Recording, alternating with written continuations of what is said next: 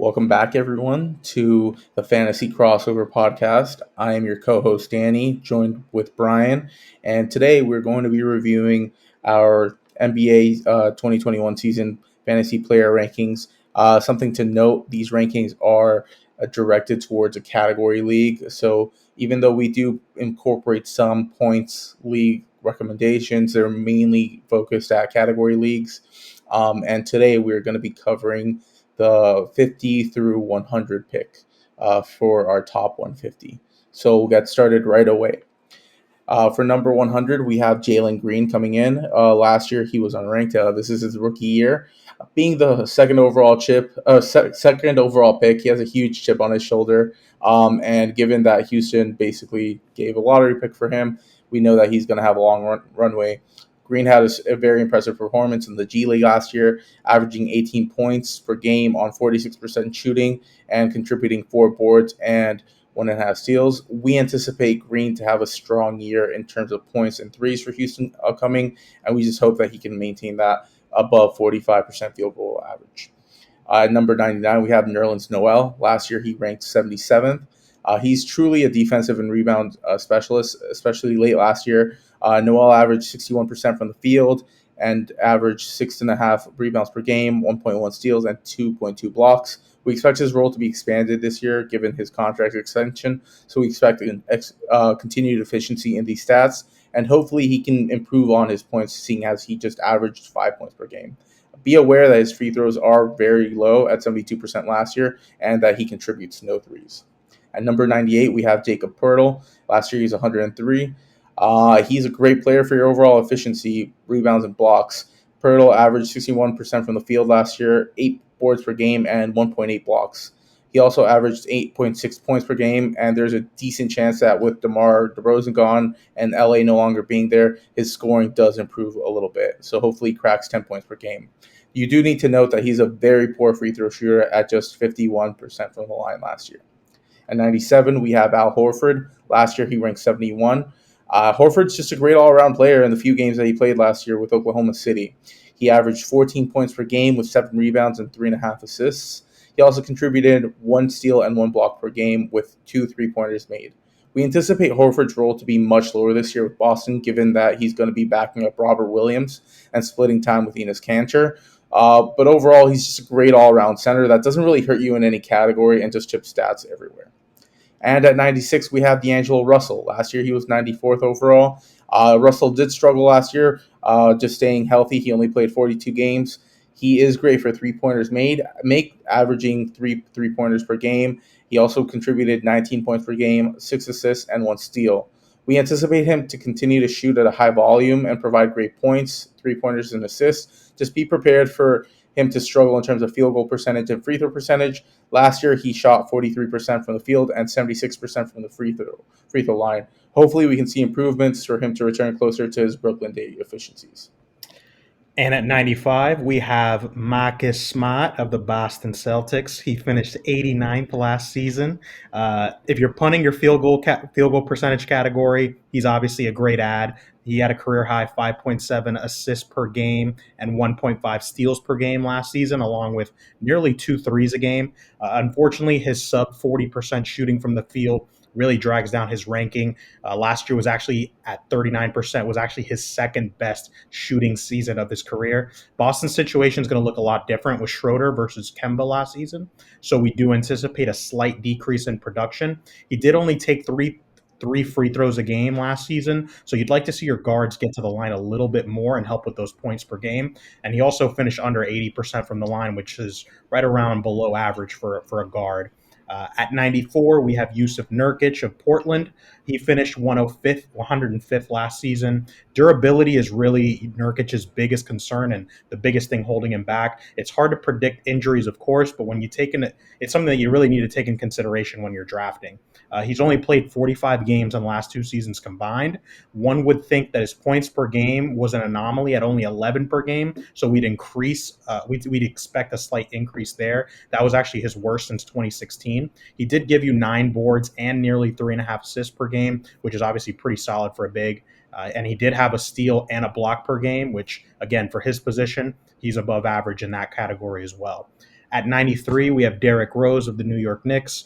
Last season, he ranked 113th, but he did look much better in New York versus the beginning of the beginning half of the season with the Pistons. He should settle into a solid sixth-man role now with Kemba Walker on the Knicks. He only played in about 50 games and at about a 25-minute per game average, so that's something to take into consideration and factor in when you're drafting. He did offer a solid 15 points per game and 4 assists and some change as well. Overall, he's a good rotation player and he's good insurance for any potential Kemba Walker injury as well. And you know that Tibbs loves Derrick Rose, so you definitely have to take that into consideration. At 92, someone who was a very tough player to project this year, considering he's coming off 2 missed seasons, we have Klay Thompson of the Golden State Warriors. We all know Klay is a sniper, and this ranking is kind of based on the assumption that he's back around Christmas time. Obviously, one of the best three-point shooters in the league. Unlike anybody else, he's returning to an offense that he's familiar with, and his catch and shoot playing style kind of makes it easy for him to just plug and play and fit right into the offense like nothing happened. You can count on him for over 3 threes a game, solid efficiency from the field and the free throw line, and he's going to give you around 20 points a game, 4 boards, and 4 assists with around a steal per game. Obviously, we know he's an elite 3 and D player in that aspect. At 91, we have Miles Bridges of the Charlotte Hornets. Last season, he ranked 88th. I compare him to sort of a poor man's John Collins. He's explosive and athletic, who's efficient from the field and from the line, but he's just not as well-rounded enough in some categories. His lack of playmaking and assist and defensive stats is really what kind of hurts his ceiling in Charlotte. At number 90, we have Evan Fournier. Last year, he ranked 83rd overall. Fournier struggled with health last year. He only played 42 games, so hopefully that's behind him. Now being with New York, and we anticipate him starting, he will get high minutes and usage. Last year, Fournier averaged 17 points per game and 2.8 three-pointers per game, alongside 1.1 steals per game. We hope that his field goal percentage does improve. Last year was hovering around 46%. And we know the minutes will be there, but sharing a court with Randall, Barrett, and Kemba, we wouldn't be surprised if his scoring was slightly down from the 17 points per game last year. At 89, we have Mason Plumlee. He came in 92 last year in terms of ranking. Plumlee was a huge surprise for a lot of people last year with Detroit. He had some great all-around games, and he definitely was an efficient scorer with 62% from the field last year. He contributed in points, averaging 10 points per game, 9.3 rebounds per game, and he also was good for 1 steal per game and 1 block per game. He also contributed more in assists than most centers with 3.6 per game. We do anticipate his free field goal percentage to remain high, given that he's playing alongside some great players like LaMelo Ball, Terry Rozier, and Gordon Hayward, and for him to contribute in high rebounds. His assist numbers may come down, but as long as he remains efficient and he can improve on his free throw percentage slightly, which was at 67%, he's just a great all-around center to have. At 88, we have TJ Warren. Last year, he was outside the top 150. He only played 4 games last year, and then he elected to get surgery to not play for Nate Bjorken. Now, with Rick Carlisle kind of heading this team and a healthy start, we should see Warren performing closer to where he was around 2 years ago at the bubble, where he averaged 20 points per game on 53% shooting and 82% from the line with 3 three-pointers made. If Warren could contribute more than 4 boards per game and more than 1.5 assists per game, he could definitely be overlooked as a contributor for any fantasy team. The only real concern with Warren is just the minutes distribution on a pretty wing-heavy team like the Pacers. At 87, we have Mitchell Robinson. Last year, he was ranked 95th. Robinson needs to prove himself if he wants to get a big deal and a big contract. And the thing that's really holding him back is foul trouble that limits his minutes. Robinson's great from the field. He shot 65% from the field last year. He had great rebound numbers with 8, steals at 1.2 last year, and blocks at 1.5. If he can get out of foul trouble and check closer to 30 minutes per game, he'll be a player you definitely want to anchor your team. Just be aware that if you draft him, you are punting at free throw percentage. He shot only 49% from the line last year. Threes, he makes 0, and assists, where he averaged less than 1.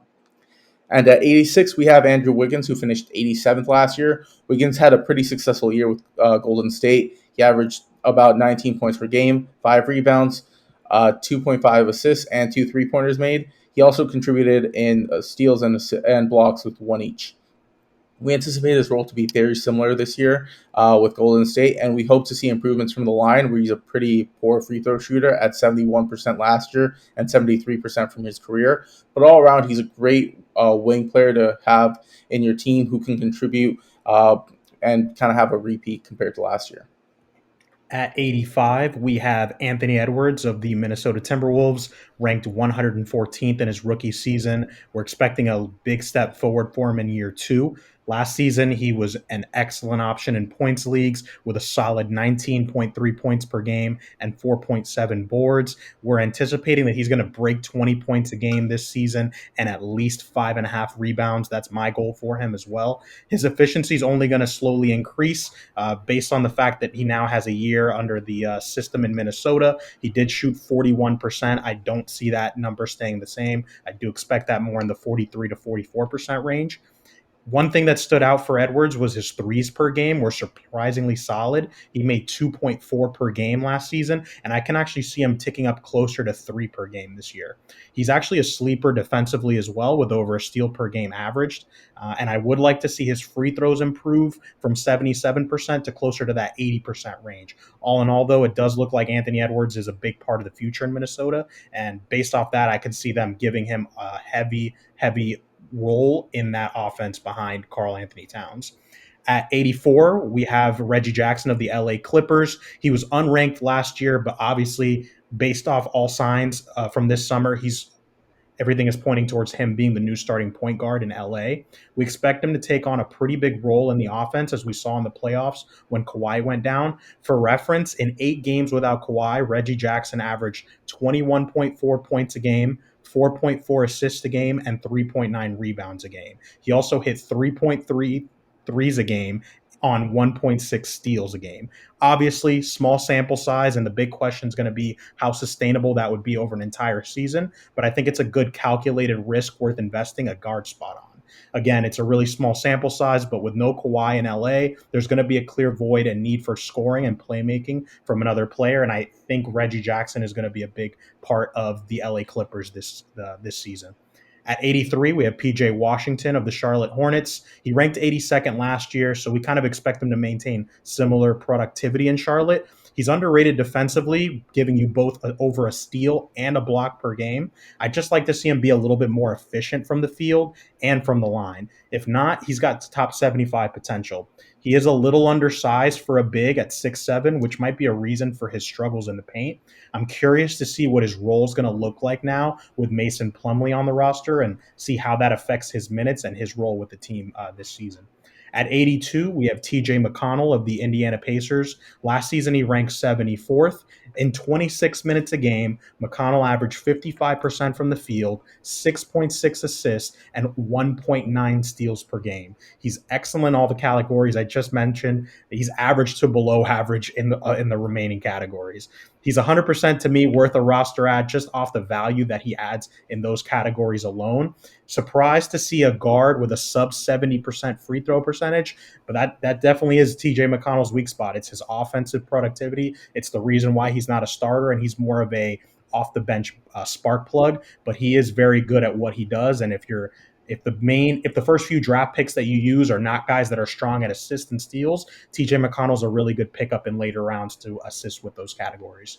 At 81, we have Harrison Barnes of the Sacramento Kings. He ranked 79th last year. He's always been a solid contributor in Sacramento. He's a well-rounded player amongst all categories. He's pretty good efficiently from the field at nearly 50% shooting, and his free throw was above average as well for his position. He's also a really good rebounder at his size at 6.6 a game last season. We really like Barnes' game to help fill out some categories in which you may be lacking, and he's always a good pickup, in my opinion, when it comes to a fantasy draft. At 80, we have Robert Covington. Last year, he ranked 76. He is a true 3-and-D player. Rocco did play the majority of the season, which is great to see. And he averaged almost 2 3-pointers per game, 1.4 steals per game, 1.2 blocks per game, and 7 rebounds per game. With Portland getting Larry Nance Jr. and Billups becoming the new head coach, we would like to see Rocco kind of spend more time at the small forward position, and it should help his steals improve and hopefully see an uptick in his scoring and 3-pointers made as well. However, we do see his assist numbers continuing to be low. They were about 1.7 last year, and his rebounds would probably come down a little bit from that 7 rebound per game, just as a result of shifting to a smaller role. We hope to see Rocco also have a stronger shooting performance, seeing how he shot only 40% from the field last year. But overall, great 3 and D player to have. At 79, we have Jared Allen. Last year, he ranked 81st. Allen got paid this offseason big time, so we expect him to be a cornerstone in Cleveland's plans moving forward. He's a big man that's great for boards, blocks, and field goal percentage overall. Allen averaged 62% from the field last year on 13 points per game, 10 rebounds per game, and 1.4 blocks per game. We would like to see Allen improve his free throw percentage. He shot only 70% last year, but we expect him to contribute very little in terms of free throw percentage, 3 pointers made, and assists as well. We could also see his steals having a slight uptick, but it's not enough to make a large difference in his ranking. At 78, we have Brook Lopez. Last year, he ranked 84th. He is a former All Defense first team player. Brook Lopez is a great stretch center who shoots a high field goal percentage, contributes from beyond the arc, and gets you blocks. Last year, Lopez averaged 50% from the field with 84% from the free throw line. His threes were a little bit down at 1.4 3 pointers made, but he still contributes great in that stat considering he's a center. His biggest area of opportunity is his blocks. Last year, he averaged 1.5 blocks per game. If he can get above 2 blocks per game, kind of where he was the last couple of years prior to last year, his value will definitely shoot up. You can also anticipate his points to be hovering around 12 to 15 points per game and his boards to be around 4 to 5. At 77, we have Cade Cunningham, who is a rookie. He is a first overall pick and was basically given the reins to lead Detroit as far as he can take them. He brings a great game from the college level. Just all around, he averaged 20 points per game last year with 6 boards, 4 assists, and 1.6 steals on 44% from the field and 85% from the line. Cade is set to have a great year and contribute right away with the Pistons. The biggest concern is going to be his efficiency just in the field, translating his college game to the NBA, and also just curious to see if he can maintain a strong defensive presence and get close to that 1.6 steals that he averaged in Oklahoma State. And at 76, we have Ben Simmons. Last year, he ranked 85th overall. This is probably one of our biggest speculations, just given his current situation. We know that Simmons is pretty much the jack of all trades when it comes to points, rebounds, assists, and steals on a high field goal percentage. The concern is just the lack of jump shot, which attributes to his 3 pointers being non-existent and his free throw percentage being horrendous. It was 61% last year, to give you some context. If Simmons can put himself in a situation where he can improve his shot to get his free throw percentage closer to that 65 to 70% range and his points upwards of 15 points per game, his fantasy contributions are already incredible. He'll definitely outpace our current projections. But just be aware of the risk given his current holdout position with the 76ers. And at 75, we have Isaiah Stewart of the Detroit Pistons. He's a player that we're anticipating making a big leap from last season where he finished 135th. Obviously, with Plumlee now gone from that team, he's still going to have Kelly Olynyk, a newcomer, to compete with in the front court. But he is a recent draft pick for the Pistons, and I think he's somebody that they have in mind there for their future young core. In just over 20 minutes a game last season, he averaged nearly 8 points and 7 boards and over a block per game. The potential is clearly there for fantasy relevancy if the minutes are. He's someone that I have a lot of faith with, and I've actually been able to get him in quite a few mock drafts pretty late on. So he's someone that I could definitely tell you, if you have the opportunity to draft him late in the draft, definitely worth a late round grab. At 74, we have Buddy Hield of the Sacramento Kings. He finished 80th last season. He's another guy who struggled with his efficiency, particularly in the beginning of the season, and finished the year only at 40%. I would say that's probably his biggest area of opportunity. Obviously, we all know Buddy Hield is an excellent option for threes. He averaged over 4 a game last season. He's great when it comes to points leagues. When it comes to category leagues, I'd say he's average to above average in many categories, but his threes are so good that it really boosts up the rest of his value as a fantasy ad. Obviously, when it comes to Sacramento, he's someone that is going to be a focal point of that offense, even with the influx of new guards that they've had. And I do believe that him being a top 75 player this season is very realistic based on his position in that offense. At 73, we have Colin Sexton of the Cleveland Cavs. He ranked 72nd last season, so we pretty much have him to remain in that same territory. He could take a little bit of a step up due to it being a contract year for him. We always know that players tend to outplay their normal rankings when it comes to that. He averaged career highs in minutes and points per game last year, 35 minutes a game and 24 points per game. He's much like Buddy Hield. He's excellent in a points league, more so than a category league. He did increase his assists per game from 3 to 4.4 last year, so we might even see another modest increase there to maybe closer to the 5 assists a game. He is a bucket getter, and he's going to be playing alongside again Darius Garland with another year of playing together. Colin Sexton is a solid add if you're in need of scoring for sure. At 72, we have Derek White of the San Antonio Spurs. High potential to go off this season with DeMar DeRozan gone. Last season, he finished at 97, but obviously he's expected to have a much higher usage and role with San Antonio this year. We expect him to increase his field goal percentage from last season's terrible 41% and only 3 boards a game. That should see a slight increase with the more minutes that he's probably going to be given. He does average 45% from the field for his career, so an increase in that category alone, plus more points per game, which has actually increased every single year. Looking at his numbers, it should see Derek White in that solid top 20, top 75 territory. And at 71, I would say one of our more controversial picks, we have Spencer Dinwiddie. Obviously unranked last season due to injury, but we can expect him to be Washington's clear number 2 behind Bradley Beal. His assists and rebounds per game should be solid as usual, and he's a great player to have if you're punting field goal percentages. He did make nearly 2 threes a game a couple years back, but he needed a lot of threes attempted to reach those 2 threes a game. He's not known for his defensive stats either. Overall, he definitely is one of the biggest question marks this year, coming off an injury and being on a brand new team. Do expect a slow start if you draft him, but if things pan out well in Washington, you may be happy you got him where you got him. At 70, we have Bogdan Bogdanovic from the Atlanta Hawks. Last year, he came in at 63. Bogdan suffered some injuries last year. He only played a handful of games last year, but when he was on the court, he definitely contributed. Bogdan made 3.3 threes last year and averaged 16.4 points per game while chipping in 1.1 steals and shooting efficiently from the field. He shot 47% from the field and 91% from the free throw line. We are a little bit worried with how deep Atlanta is on him maintaining his 3-pointers per game and his points per game as last year, and also just maintaining above 90% free throw shooting. Nevertheless, he's still a great factor for scoring, field goal percentage, free throw percentage, threes, and steals. At 69, we have Norman Powell. Last year, he came in at 69 as well. Norman Powell definitely found a great situation in Portland.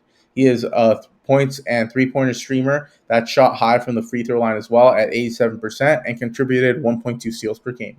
Powell contributed 2.5 three-pointers per game and scored almost 19 points per game.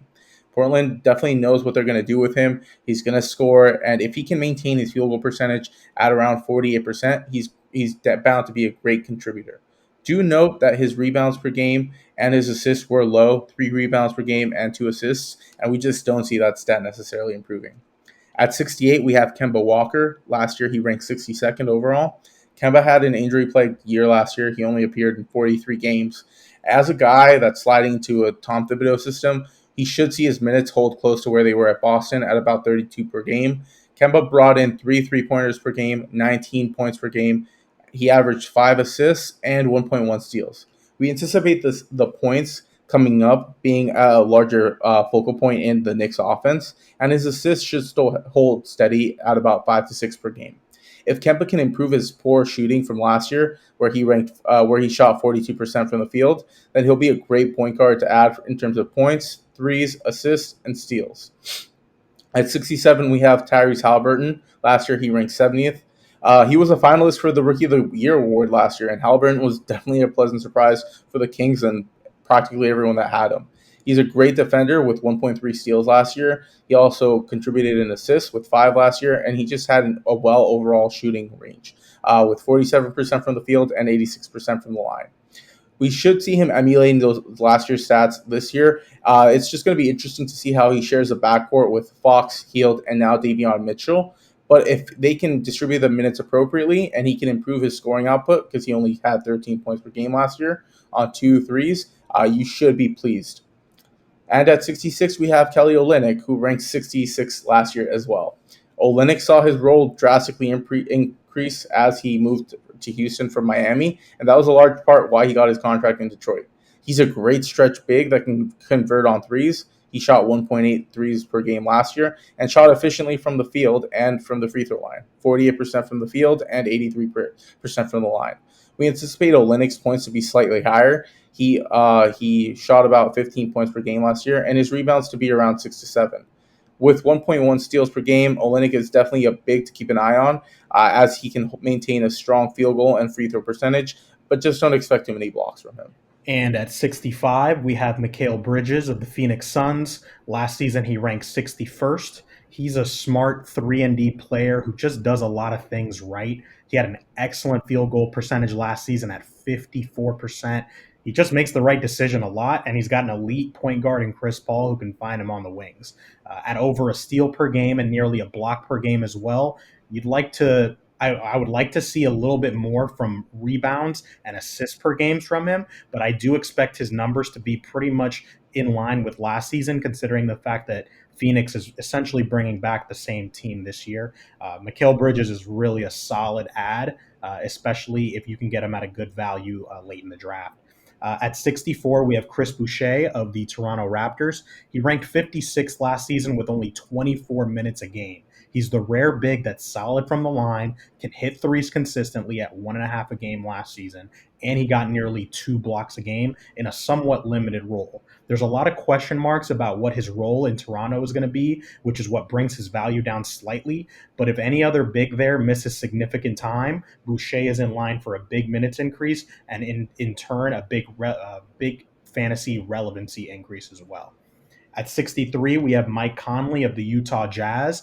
He did rank 58th last season. He's a good free throw and assist and steals play.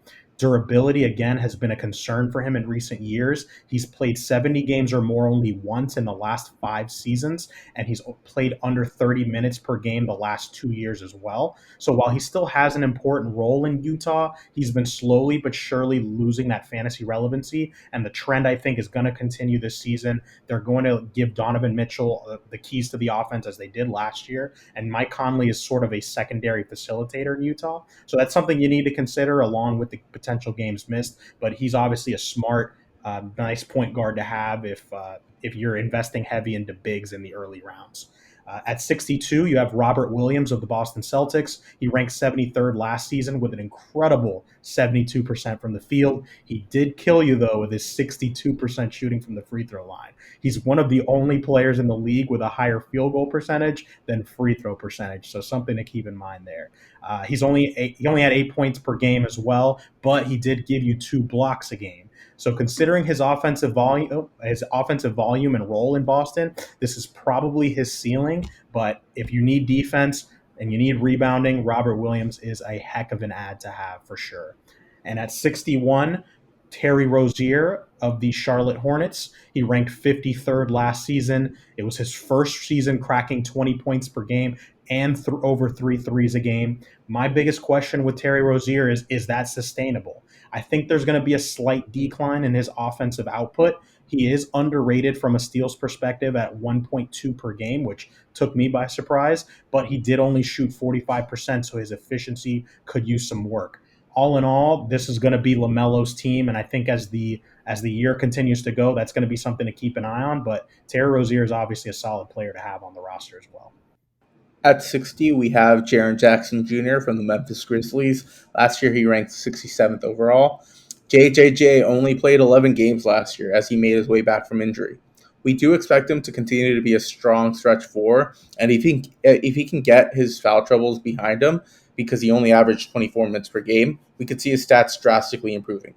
JJJ shot 1.6 3-pointers per game last year and averaged 14 points per game with 6 rebounds and chipped in some strong defensive stats with 1.1 steals and 1.6 blocks.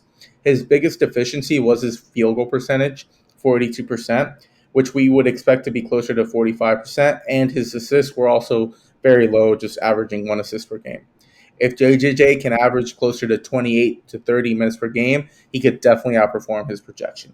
At 59, we have Karis LeVert. Last year, he came in at 60. Karis LeVert had a very bizarre year last year after taking some time away from the game to get a small mass removed from a kidney. Thankfully, he came back and was strong right off the bat. With Karis LeVert, you're getting a strong scoring option. He averaged 20 points per game last year, who also contributed in boards, 5 per game last year, assists, 5 per game last year, and steals, 1.5 last year. If LeVert can improve his field goal percentage next year, he only had shot 44% from the field last year. He could outperform his ranking. Be on the lookout for his assist numbers to decline a little bit, however, seeing how he's going to be sharing a backcourt with Malcolm Brogdon, who is a strong passing and just well-balanced point guard. At 58, we have Jonas Valanciunas. Last year, he ranked 40th overall. Valanciunas is making his way to a new team with the Pelicans, so it'll be interesting to see if he can continue his averages of 17 points per game and 13 rebounds per game, especially alongside a superstar that likes to be in the paint with Zion Williamson. Jonas Valanciunas should continue to be an efficient scorer. He shot 59% from the field last year and 77% from the line. His main deficiencies really are just three-pointers, assists, steals, and blocks. Again, it's going to be interesting to see his dynamic with Zion. We are anticipating a little bit of a decline in terms of scoring and rebounds.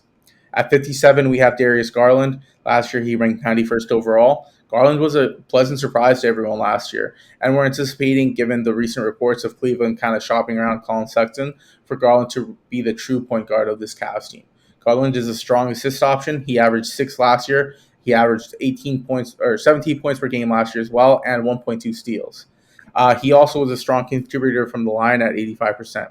If Garland is a true ball handler this upcoming season, we should see his assists kind of go up closer to 8 per game, and his points being closer to 20 points per game. If he can improve his field goal percentage from 45% last year, we'll definitely see him become one of those true point guards that you want on your roster. And lastly, with 56, we have Lonzo Ball. Last year, he was 55. Lonzo will be making his debut with a new team in Chicago. You know what you're getting with Ball, an all-around great point guard who contributes in assists, boards, threes, and steals. If Lonzo can continue to improve his free throw percentage, get it closer to 80%, he was at 78% last year, and improve his poor shooting, that was at 41% last year, he will be a strong all-around point guard who gets you around 6 assists per game, 5 boards per game, 3 threes per game, and 1.5 steals per game on a nightly basis.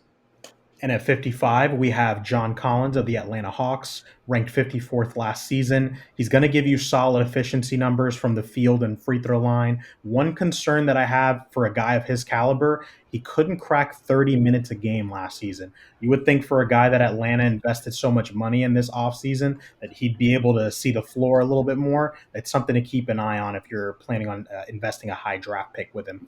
He did give you 17 and 7 last year, and I do kind of anticipate a similar output this season. He also had 1 block per game. I think a big concern is Atlanta's depth, which I think is going to hurt his regular season statistics ceiling. So something to keep an eye on at Atlanta there. At 54, we have Christian Wood. Last season, he ranked 68th. His free throw percent shooting is brutal. There's no way around it.